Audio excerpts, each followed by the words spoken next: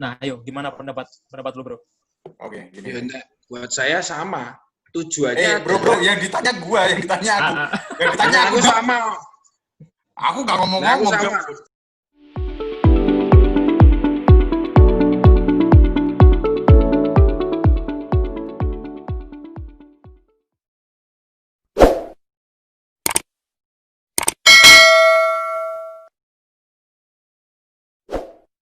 Hipnotis adalah gendam, setuju nggak? Gantian dong, lu dulu, Is. Dibilang setuju ya setuju, dibilang tidak juga tidak. Karena gini, gendam dan hipnosis itu kan sama-sama mempengaruhi pikiran pola manusia. Ya. Kita sendiri juga melakukan itu kepada subjek kita atau klien kita, gitu. Nah, itu kan cuman sebutan istilahnya secara kultur dan ilmiahnya kayak gitu, bahasa ilmiahnya. Kalau Ojo guys paneng. Kuwi misalnya balu. Cak Arif kuwi lho, Gus Arif kuwi lho. Sepaneng banget iki. Kerjane berseragam, Cak. Oh, ning omahe nganggo seragam iki. Kurang cinta apa nek. Oke, Cak Arif sendiri. Setuju nggak, Cak? Kalau dikatakan hipnotis dan gendam sama atau enggak, aku bilang enggak. Meskipun ada salah satu teknik dari hipnotis sendiri yang mirip. Aku bukan bilang sama, mirip. Bukan mirip caranya, bukan, tapi mirip efeknya dengan gendam. Sebetulnya gendam yang mirip hipnotis atau hipnotis yang mirip gendam, Cak?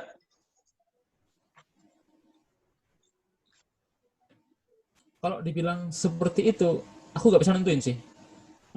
Entah gendam yang mirip hipnotis, apa hipnotis yang mirip gendam. Kalau kita kembalikan lagi dari sejarahnya, ya kan, dari turun-menurun seperti apa gitu kan. Kalau menurutku pribadi, gendam yang mirip hipnotis. Gendam yang mirip hipnotis ya? Menurutku pribadi loh. Nggak ada yang tanya aku. Aku juga hipnoterapis, Bro. Nggak nanya. Kalau saya sendiri sih 100% saya ngomong bahwa hipnotis adalah gendam. Gendam dan hipnotis itu sama, plek. Karena metode dan ciri-ciri fisiknya memang sama. Yang membedakan adalah proses latihan dan proses menggunakannya. Bro, masih ingat nggak kalian berdua soal afirmasi loh? Tahu ya? Masih. Afirmasi itu doa. Okay. Doa itu sebetulnya hanya untuk, selain kita kalau berdoa secara agama masing-masing kan untuk mendekatkan diri kepada Tuhan. Benar?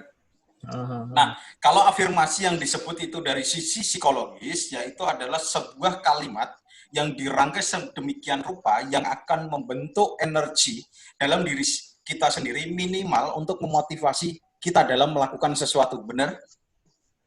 Alias menambah keyakinan. Menurut saya, gendam sendiri adalah hanya merangkai sebuah doa yang diciptakan sendiri untuk menambah keyakinan bahwa orang itu bisa kita kuasai. Itu menurut saya sendiri.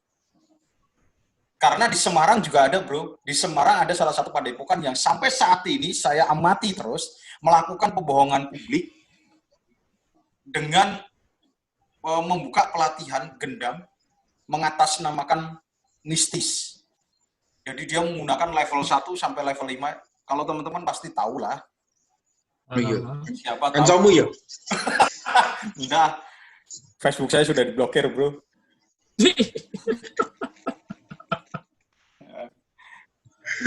Terus saya juga, kebetulan saya nggak berteman baik dengan seorang hipnoterapis yang di Jakarta, namanya Bang Awe, tetapi saya dengan beliau itu sepemikiran, yaitu juga salah satu saya dapat referensi dari namanya Bang Robi Irmawan, Bro. Bang Robi Irmawan itu salah satu muridnya, mantan muridnya dari si padepokan itu. Dia sampai membuat buku Gendam is Hypnotis atau apa gitu. Itu buku yang isinya adalah level 1 sampai level 5 untuk mengajarkan itu. Dan metodenya kalau teman-teman masih ingat, di dalam hipnosis ada yang namanya waking hipnosis, benar?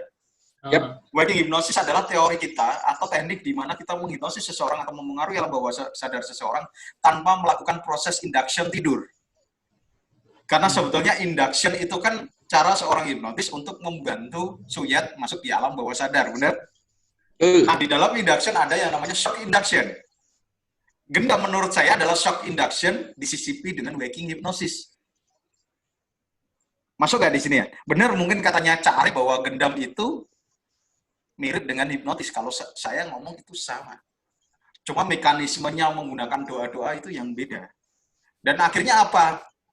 Orang yang nggak baca doa itu, orang itu nggak bisa hipnotis orang gitu. Bener nggak?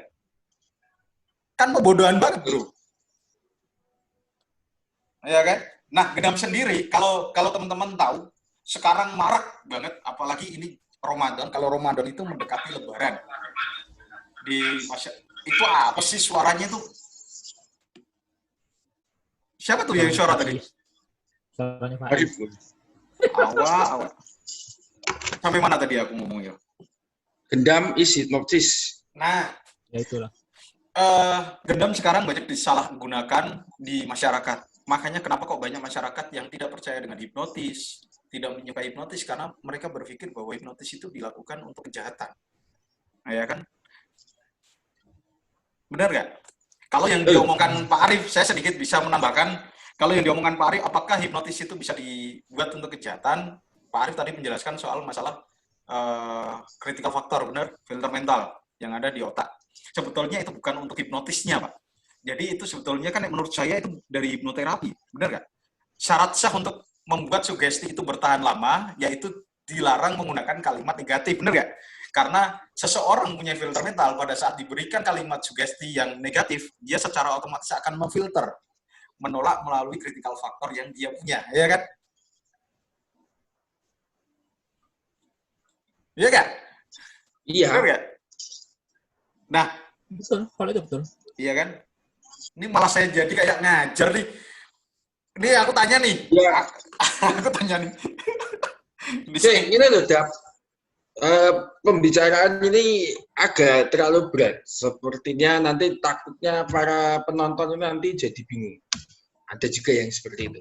Pada dasarnya, kalau saya berpendapat, makanya tadi saya bilang setuju antara setuju dan tidak. Itu dalam persamaannya kalau saya banyak setuju karena itu hanya perbedaan dalam sebutan bahasa dan kultur tadi itu.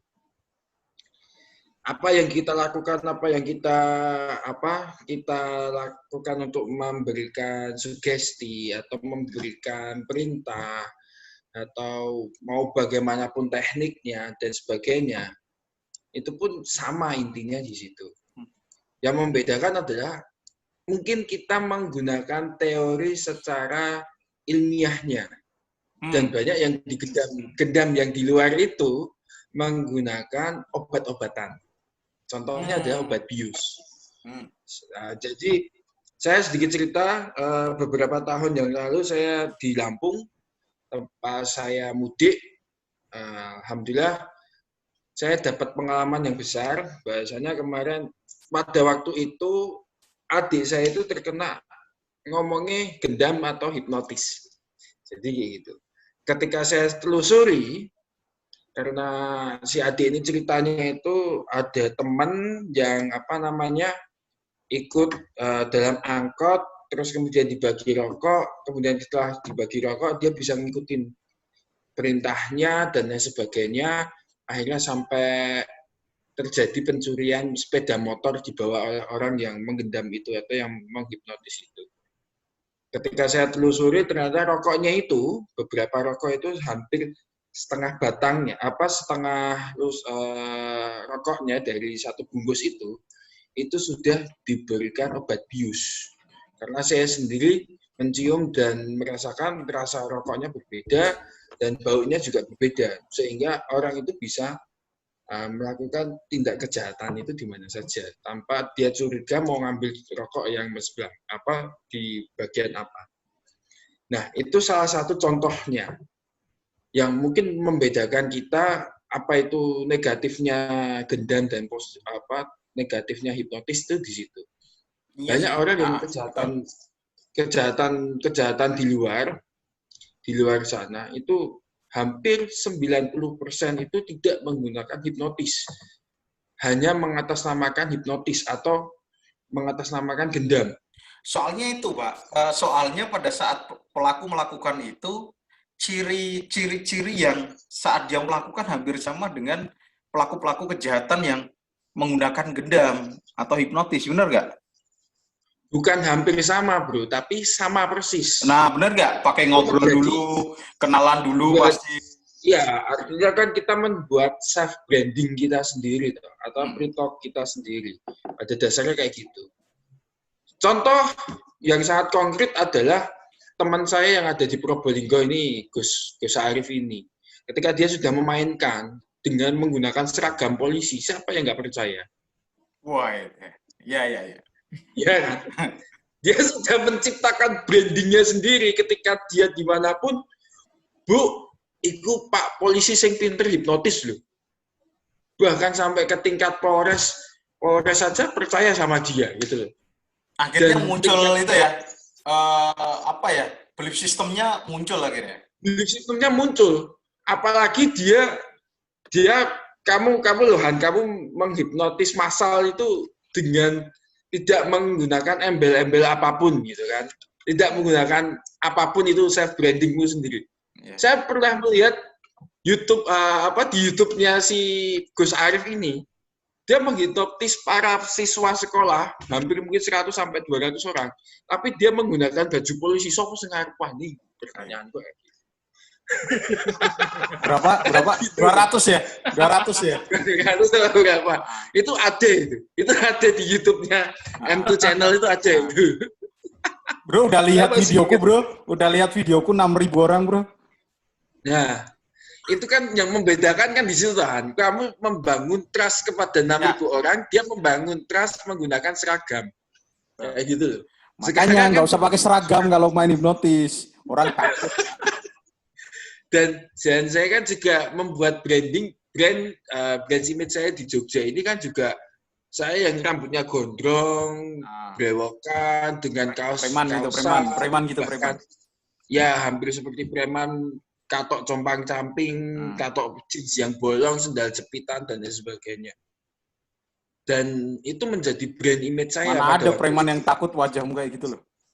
Nah, itu menjadi itu. Saya punya video itu yang di alun-alun saya lakukan itu, dan itu langsung 5-10 orang langsung terkena dengan satu kali ini dengan noise yang begitu besar. Tapi mereka juga percaya dengan saya. Itu menjadi berarti intinya belief system ya. Dalam melakukan apapun saat praktek hipnotis, pelaku-pelaku menanamkan pendekatan persuasif dan membentuk belief system kepada sang korban, benar ya? Ya. Bukan hanya persuasif, Bro. Kalau persuasif itu kan pendapat yang dipatahkan. Tapi juga ada di situ ada yang sering kita lupa, ada misdirection. Oh, oke, benar-benar misdirection. Ya, kan? Untuk membuka alam bawah sadarnya. Ya, jadi terkadang itu kita menggunakan itu saja. Itu yang paling cepat adalah menggunakan misdirection. Kalau kesan persuasif itu akan sangat lama. Karena kita harus mengikuti dia dulu, baru kita nanti patahkan opininya dia, pikirannya dia, menggunakan bahasa baru kita tanamkan. Kalau misdirection adalah persamaan yang sama, tapi tujuannya disimpangkan, dibalikkan langsung. Modus ya berarti. Modus. Ngono kae lho, modus. Kayak Pak polisi gitu, modus. Oke, untuk Cak Arif nih. Untuk Cak Arif, sekarang kan kejahatan banyak nih, kejahatan gendam di anggap aja belum gendam dulu lah. Kita ngomong penipuan. Setuju nggak yang kayak telepon terus mengaku ada anaknya jatuh dari lantai 800 gitu, terus masuk rumah sakit. Terus itu termasuk hipnotis nggak?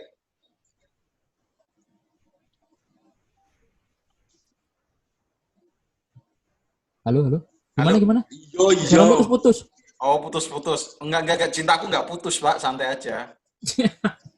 Jadi gini, ada korban ada orang yang ditelepon bahwa ngomong anaknya masuk rumah sakit, harus butuh pembiayaan ini, segera transfer dan lain-lain. Padahal di belakang anaknya lagi main-main. Jadi si ibu itu nggak tahu bahwa anaknya di belakang. Dia cuma dapat telepon seperti itu. Dan juga banyak telepon kayak hadiah undian dan lain-lain. Apakah itu salah satu bentuk hipnotis yang dilakukan untuk kejahatan juga, Pak? Bentuk hipnotis? Iya, ya itu hipnotis nggak? Maksudnya gitu. Itu hipnotis nggak? Salah satu hipnotis nggak? Hipnosis lah. Ya. Iya. Dibilang dengan penipuan lewat telepon, yang mengabarkan dapat hadiah lah, apalah. Kalau dibilang dari segi keilmuannya, memang ada sedikit yang sama dengan hipnosis. Iya, unsur hipnosisnya sama ya? Masih ada yang sama lah. Tapi kalau secara global, secara keseluruhan, kalau dibilang penipuan itu apa hipnosis?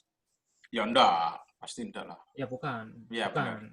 Nah, tapi masih ada dari sisi keilmuannya pada saat penyampaian mungkin. Ya kan? Iya. Pada saat penyampaian yang dibilang tadi modus yang disampaikan itu masih sedikit, aku nggak menggunakan hipnosis juga ya? Sedikit menggunakan hipnosis. Ya karena memang hipnotis basicnya kan dari komunikasi, benar nggak Pak? Ya itu berarti. Makanya mungkin ini yang sedikit apa ya, miss lah pemahaman antara kita dengan masyarakat awam yang sedikit miss di sini. Karena antara penipuan, gendam yang sekarang ini, gendam yang ada sekarang ini di masyarakat, dan hipnosis, sama-sama menggunakan komunikasi, media komunikasi, yang penerapannya hampir sama. Akhirnya secara serampangan orang-orang ngomong, ini kejahatan hipnotis. Yang disasarkan hipnotis ya? Kejahatan hipnotis. Kalau nggak gitu, pada saat mengalami sebuah penipuan, orang, loh, aku digendam. Padahal dia aslinya ditipu. Oke. Nah, berarti beda ya Pak? Orang ditipu sama orang dihipnotis beda ya Pak? Beda. Meskipun ya kan, dari medianya sama, kita komunikasi. Ada teknik yang sama digunakan. Misal. Berarti termasuk bagian dari hipnotis juga dong? Kalau diomongin bagian dari hipnosis, mungkin sedikit. Iya, makanya. Pada saat penyampaian gitu kan, kalau di hipnosis kan, ini, kita harus kalem, tenang, gini kan, menyampaikan dengan kosakata yang bagus, gitu kan. Istilahnya, penyampaian gimana cara menyampaikan yang enak diterima orang, diterima suyet seperti apa. Nah, itu kan, pada saat orang melakukan penipuan, itu kan sama seperti itu. Apa itu bisa dibilang bagian dari hipnotis? Nah, sedangkan tujuan dari keduanya udah berbeda. Nah, ayo, gimana pendapat lu, Bro? Oke, gini. Ya, buat saya sama. Tujuannya bro, yang ditanya gua, yang ditanya aku. Yang ditanya aku sama. Aku nggak ngomong-ngomong. Oh iya. Jadi kalau bentar. Ini belum kita bahas ke unsur-unsur penipuannya ya. Kalau misalnya itu nanti kita berbicara ke arah hukum, yuridis, ke arah hukum lebih kita panjang lagi nanti. Ya, kita ngomong sesuai dengan profesi kita aja.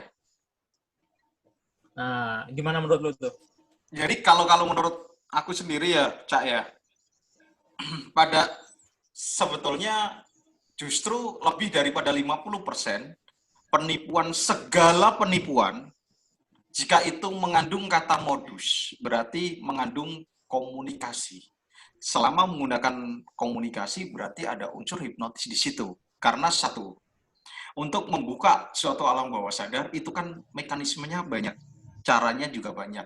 Salah satunya adalah membangkitkan emosi, membuat misdirection seperti itu, membuat bingung atau confusing dan lain-lain. Itu kan bisa untuk membuka alam bawah sadar. Itu yang dimanfaatkan para pelaku kejahatan hipnotis. Saya ngomong hipnotis aja lah, atau pelaku kejahatan penipuan untuk memberdaya atau memanfaatkan kelemahan psikologis dari korban.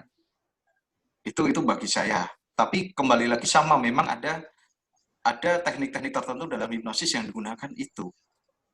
Nah, yang paling penting sebetulnya pertanyaan yang selanjutnya ini.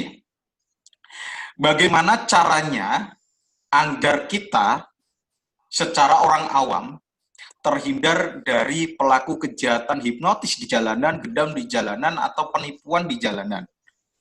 Gampang. Itu yang paling penting. Dari Cak Arif dulu, bagaimana Cak? Bagaimana cara menghindari kejahatan hipnotis di jalanan atau gendam lah ya, atau penipuan di jalanan? Gampang, jangan lewat jalan, bro. Masya Allah. Enggak kayak gitu juga, Keles. Ya, kita sambil ini lah ya. Saya setuju. Refreshing Saya ya. setuju itu. Jangan terlalu stuck dalam kondisi yang terlalu. Sepertinya kita perlu ke Probolinggo. Gue bacok cengele deh ya. Gini. Gini. Enggak, gimana caranya ini serius nih. Karena ini kan sudah mendekati Lebaran. Ini mendekati Lebaran, Pak. Banyak sekali orang yang berpergian, walaupun sudah dianjurkan pemerintah untuk di rumah aja. Ya kan? Ini terpaksa, apalagi sekarang banyak pengangguran, banyak PHK, ya kan? Pencurian banyak, dan lain-lain. Nah, berarti kejahatan itu kan tidak mutlak dari niat si pelaku. Ya kan? Terkadang ada kesempatan juga, karena ada suatu kesempatan. Nah, bagaimana caranya untuk kita anggap aja orang-orang awam dalam menghindari kejahatan yang berbau dengan hipnosis? Berbau dengan hipnosis atau penipuan. Bagaimana caranya, Bang? Oke. Ini sih yang awam sekarang lah ya, yang marak terjadi, penipuan lewat telepon, atau ketika kita belanja di tempat perbelanjaan, di toko emas atau apa, kita tahu-tahu dimasukin mobil, dimintai semua perhiasan kita, barang-barang kita, diturunin tengah jalan. Itu banyak modus seperti itu. Yeah. Yang harus dilakukan, pertama, jangan terlalu dalam menanggapi orang yang tidak dikenal. Pertama itu satu. Apabila kita menjumpai orang yang tidak dikenal ya kan, dia lagi bertanya. Ini yang kebanyakan modus gitu nih. Soalnya dulu pernah ditangkap, bro. Jadi pelakunya dulu pernah ditangkap di sini. Pelaku seperti itu. Kowe. Nah, dia kan Pak polisi, Is. Oh iya. Tuh, Pak. Karena sambilane kuwi lho, Dap. Jancuk. Jadi emang pernah dulu ya kan, ada yang ditangkap di sini, ya bersyukurlah. Karena bisa ketangkap, akhirnya bisa ketahuan modusnya seperti apa. Modus mereka tuh sederhana.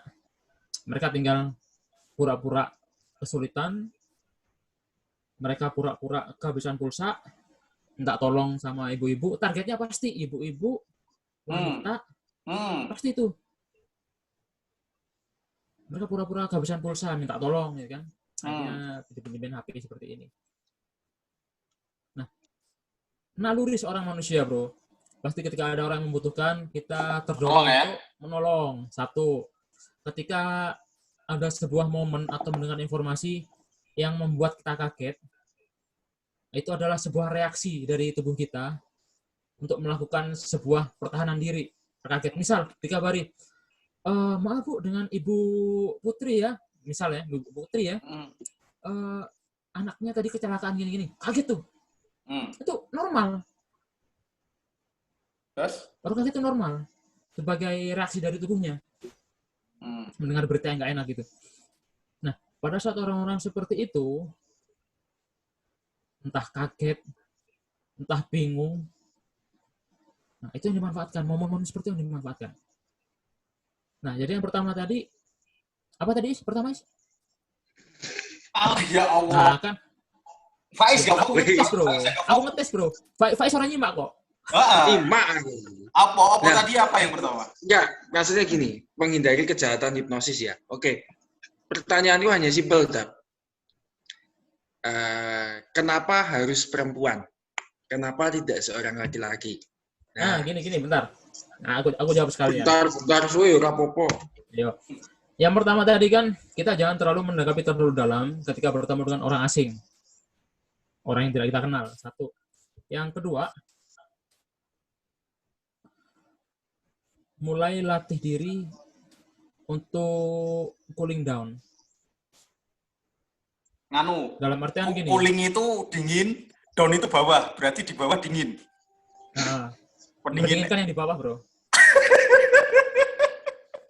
Jadi jangan sampai panas ya kan. Susah tuh. Nah, jadi gimana caranya kita tetap bersikap tenang dalam situasi kondisi apapun. Misal, pas di tengah jalan ada orang yang tahu-tahu nanya alamat seperti ini, dia bingung karena kehilangan uang ratusan juta katanya, ratusan juta ya kan, dia minta antarkan. Coba kita berpikir dengan tenang dulu. Kita olah informasinya. Kok dia nggak ke kantor polisi? Kok seperti itu? Iya, harusnya gitu-gitu kan. Benar nggak? Kok? Berarti kan dia terpengaruh. Berarti dia terpengaruh kan? Nah, itu tadi dari reaksi kaget tadi. Nah, itu yang kedua. Yang ketiga, jangan terlalu sering, ini versiku sendiri ya, versiku sendiri. Jangan terlalu sering melakukan kontak mata. Jangan terlalu sering itu, bro. Pandangan pertama. Serius. Jangan terlalu sering melakukan kontak mata. Karena ada sebuah filosofi yang ngomongnya kan, mata adalah sebuah jendela jiwa. Wow. Serius. Benar emang benar. Mata adalah jendela jiwa. Kenapa seperti itu? Waduh, panjang penjelasannya nanti. Enggak cukup 2 hari. Berarti 3. Ada berapa, bro? Ada berapa? Yang pertama tadi, jangan terlalu dalam menanggapi orang yang tidak kita kenal atau orang asing. Nggak usah ngubris orang yang nggak kenal lah. Yang kedua, coba kita mulai latih diri untuk bersikap cooling down, tetap berpikiran jernih dalam keadaan apapun. Kita latih tuh, bisa dilatih. Jangan kagetan, jangan baperan, benar nggak? Betul. Terus seperti rata-rata yang kena orang baperan biasanya. Terus yang ketiga? Kan berurusan. Oh iya, kedua. Apaan sih? Yang ketiga, jangan melakukan kontak mata terlalu intens. Takutnya dari cinta, Pak. Iya, tadi kan tak simpulkan dari Pak Polisi ngomong kayak gitu. Lama-lama enggak. Mesti kalau kamu gimana caranya Dap untuk menghindari kejahatan penipuan atau tadi kan yang kamu bahas kan soal pakai obat bius, pakai bantuan alat-alat, ya kan itu kan juga sama perilaku kejahatan kan, walaupun awalnya juga menggunakan teknik-teknik sedikit hipnotis kan. Ya. Bagaimana caranya menghindari itu? Ya, yang pertama itu adalah sebenarnya hampir sama dengan Mas Arif. Gus Arif itu yang perlu kita jaga adalah kita latih adalah manajemen konflik kita dan manajemen panik kita. Kayak beberapa orang yang kita tidak kenal dan lain sebagainya itu memberikan makanan dan minuman. Itu biasanya saya tolak. Saya tolak. Ya. Kapan tolak? Tapi orang ngasih makan? Enak tak go Bali Dap. Enak tak go Bali. Maka tak tangan ning kono. Karena itu saya takutnya seperti apa ya kan? Takutnya ada apa-apa saya terjadi apa-apa kan wis nang omah kan enak. Ya berarti jangan gampang menerima pemberian orang lain yang tidak dikenal, benar? Ya. Yang tidak dikenal. Yang tidak dikenal berarti kan?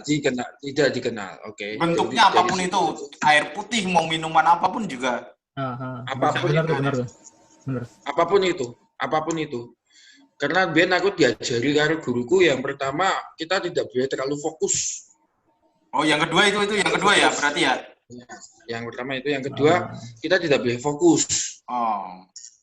Kita fokusnya adalah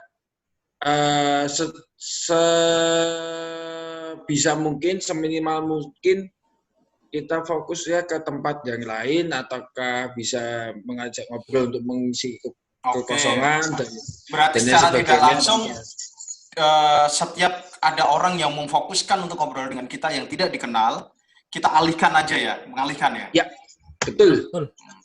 Alihkan. Yang ketiga adalah jangan terlalu mencolok kayak Pak Polisi. Maksudnya? Kalau Pak Polisi, mana ada penipu yang mau menipu Pak Polisi? Oh, berarti kan mencolok banget gitu kan. Berarti kalau kalau ibu-ibu berarti jangan terlalu menggunakan perhiasan di tempat umum. Nah, itu benar tuh. Tidak hanya ibu-ibu sebenarnya, tidak hanya ibu-ibu. Kita Bapak-bapak remaja, dilarang bapak dilarang menggunakan juga. rok di jalan raya. Ya, seperti bapak-bapak itu. jangan yang pakai hot biasa. pen gitu kan. Jangan pakai Jangan hot tuh. pen. Syahwatnya gede syahwatnya. Biasanya kalian pakai itulah, janganlah. Dikurang-kurangi aja. Cukup di rumah. Oke, terus yang penting jangan mencolok ya. Ya, yang penting jangan mencolok. Ada lagi tipnya? 3 itu? Pertama, ketiga itu yang udah, biasanya. Tadi ketiga udah.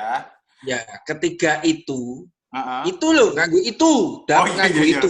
ITU. Iya. Nah, ketiga itulah yang biasanya menjadi hal yang paling disukai, paling diminati oleh para oknum penjahat itu. Penjahat kok pakai oknum, pelaku aja langsung.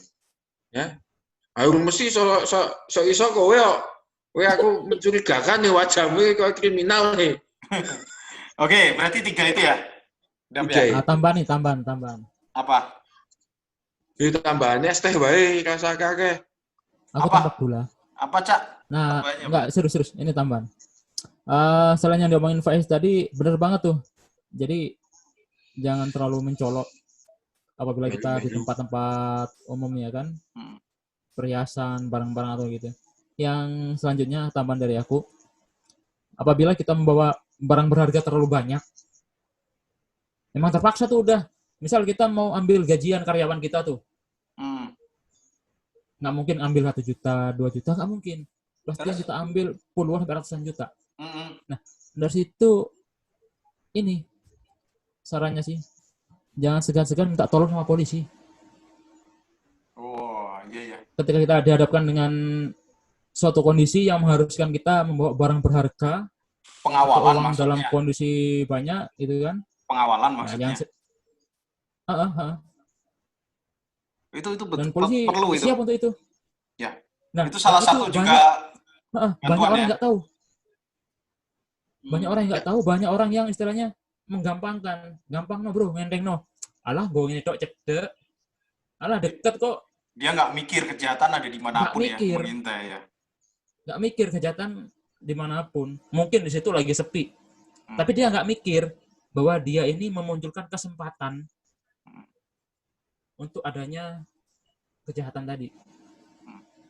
Sebetulnya ada satu lagi bro. Ada satu lagi yang ada tips yang paling kunci agar kita tidak terhindar dari pelaku-pelaku kejahatan tersebut. Pada tahu nggak? Nah, itu keren tuh kalau dibagi tuh. Biar orang-orang tahu ya kan? Ada satu sebetulnya, yaitu untuk memutuskan tingkat komunikasi, benar? Jadi kesimpulan yang saya ambil dari tadi 6, kan 3 masing-masing 3 kan? Ternyata saya simpulkan untuk menghindari suatu kejahatan hipnotis ataupun penipuan, berarti adalah potong komunikasi dengan penjahat tersebut. Benar? Kurang tepat. Komunikasi, bentar. Komunikasi itu kan menurut dari Prevent System manusia, itu kan ada 3 nih. Ada 3. Melalui visual, auditory, dan kinestetik. Benar? Benar. Berarti kalau secara auditory, untuk orang-orang yang di jalanan tidak menggunakan kendaraan umum atau tidak menggunakan kendaraan pribadi atau pada saat di jalan, silahkan menggunakan headset atau earphone untuk mendengarkan lagu. Itu untuk pengalih pembicaraan jika ada orang yang tidak dikenal mau melakukan kejahatan pada kita. Iya kan? Bukan dalam konteks mengendarai kendaraan umum ya. Itu melanggar peraturan. Kalau masih nyetir motor, nyetir mobil ya jangan menggunakan headset. Itu salah. Ya kan? Maksudnya pada saat berpergian, jalan gitu, di tempat umum, kalau saran saya sih menggunakan headset gitu. Itu tambahan karena untuk memotong tingkat komunikasi. Terus visual tadi yang diomongkan Pak Arif, berarti jangan bertatap mata langsung, jangan terlalu fokus dengan matanya, benar? Karena tingkat energi atau vibrasi yang ditimbulkan di situ akan dipengaruhi oleh pelaku kejahatan, benar? Betul. Yang ketiga tadi kinestetik, berarti yaitu dengan sentuhan. Sentuhan itu bisa dengan gendam itu cablean, karena pada saat cablek orang tersebut kaget. Ya kalau orang Jawa kan cablean kan. Cablek. Iya, kan cablek. Kalau digendam kan cablek, bro. Iya kan, kalau di Jawa kan dicablek. Boleh. Nah, kalau di Semarang itu ngomongin cablean gitu. Dicablek, terus dia diajak ngomong, padahal pada saat orang kaget, itu 0,sekian detik alam bawah sadar terbuka. Saat itu pula, pelaku kejahatan memasukkan sugesti untuk memengaruhi si korban. Benar? Nah, yang satu penting kesimpulan dari yang kita omongkan tadi, bahwa sebetulnya pelaku kejahatan tidak langsung sembarangan memilih orang. Mereka sudah menggambar. Jadi semua pelaku kejahatan dia sudah merencanakan dan menggambar dulu siapa korbannya dan bagaimana tekniknya. Makanya tadi muncul saran dari Faiz, yaitu jangan mencolok dalam menggunakan perhiasan, ya kan? Benar nggak? Ya. Karena itu akan digambar jadi mangsa yang paling spesial buat pelaku kejahatan gendam ataupun hipnotis yang di jalanan. Nah, pertanyaan terakhir untuk teman-teman nih. Jawab hanya dengan satu kata. Jangan satu kata ya.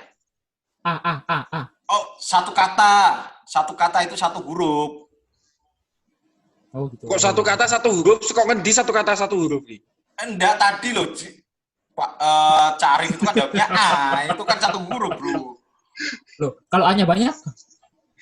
Ya, pokoknya A gitu. Tak karep murid. Oke, sekarang dari Dap Faiz dulu. Dap, jawabannya satu kata, Dap. Kenapa korbannya kebanyakan cewek? Main hati, Dap. Satu kata. Ya wes, satu kalimat itulah, satu kalimat itu nggak apa-apa. Main hati ya? Iya. Iya. Oke. Carif, kenapa korbannya kata lain? Kebanyakan selain nganggep perasaan, gue kata lain. Loh, kok kan hati? Aku perasaan, Pak Is. Ya, perasaan hati podo ya. Apa perasaan? Bedo. Hati perasaan yuk bedo. Hati perasaan. Jawa iki bahasa. Mulai kondi. Kenapa cewek? Itu dari perasaan. Lebih perasa dia. Oke. Luar biasa perbincangan kita ya. Malam-malam kita ngobrol sampai kita udah kupas. Bisa kita simpulkan bahwa kejahatan berada di mana-mana. Baik di dekat kita ataupun di jauh kita. Kita perlu waspada. Kontrol diri, kontrol pikiran kita. Jangan sampai terpengaruh dengan kejahatan yang mengincar kita. Tetap waspada itu. Nah, untuk penutup di podcast kita ini, saya pengen masing-masing, karena ini rata-rata kan trainer nih, ini semuanya trainer dan hipnoterapi, saya yakin seorang motivator juga. Saya minta satu quotes dari masing-masing dari kalian. Mulai dari Cak Arif nih. Pak, saya pengen quotes Anda, terserah quotes-nya apa.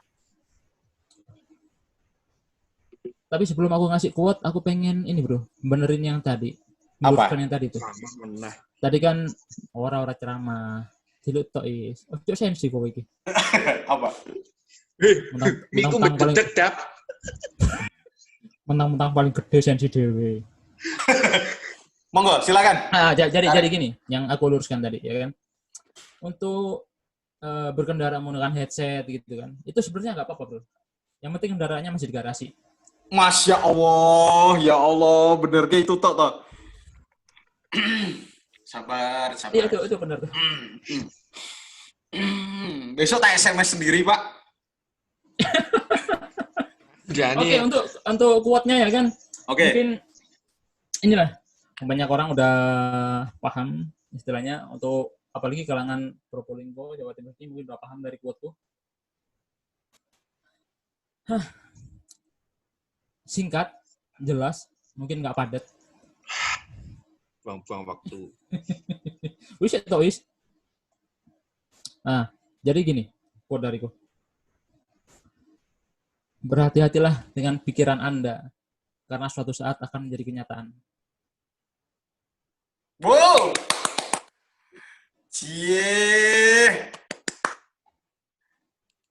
Mantap, mantap, mantap. Nah, itu. Kalau dijelasin tuh, panjang banget tuh. Oke, sekarang untuk Dapais. Benar, ini tak unmute dulu. Dari tadi banyak ngomong. Susah ya, nggak bisa unmute ya. Udah. Oke, sekarang Dapais. Silakan untuk mengeluarkan quotes-nya. Quotes yang biasa saya pakai adalah the show must go on. Apapun yang terjadi, ya lakukan. Yang ada kita bisa hanya belajar. Kayak gitu aja. Dari apa yang salah, jangan takut salah. Nek bener terus, kita nggak akan tahu kesalahan kita yang di mana. Ya, setuju. Setuju lah. Aku boleh satu pertanyaan nggak buat kamu, bro? Apa? Selama menggendam sudah berapa kali gagal? Udah. Oke, selesai. Terima kasih teman-teman telah bergabung. Sampai jumpa di podcast saya selanjutnya. Tetap di jatengpodcast.tv. Jangan lupa like, share, komen, dan bunyikan loncengnya untuk dapat video selanjutnya dari kami. Terima kasih teman-teman.